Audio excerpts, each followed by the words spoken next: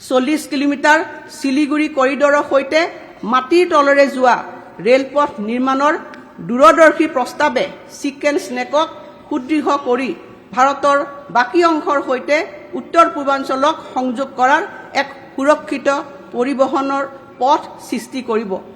2025 চনত আমাৰ জনসাধাৰণে যাতায়াত কৰিবলৈ বিশাল ব্ৰহ্মপুত্ৰৰ ওপৰত মাত্ৰ 3খন সেতু আছিল। আজি আমাৰ অটল সংকল্পৰ ফলত 8খন কাৰ্যক্ষম সেতু আছে আৰু আন 4খন নিৰ্মীয়মান অৱস্থাত আছে।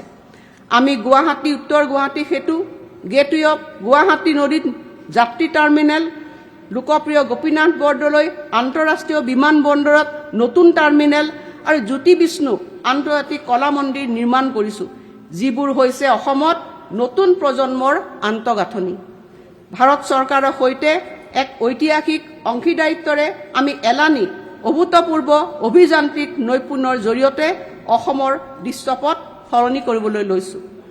18,600 কোটি টকা ব্যয় সাপেক্ষে নিৰ্মাণ হ'বলগীয়া গহপুৰ নুমলীগড় সংযোগী পানীৰ তলৰ সুৰংগটো ভাৰতৰ প্ৰথম টুইন টিউব পথ তথা ৰেল কৰিডৰ হ'ব আৰু ইয়াৰ ফলত 6 ঘণ্টাৰ যাত্ৰাৰ সময় মাত্ৰ 30 মিনিটলৈ হ্ৰাস হ'ব।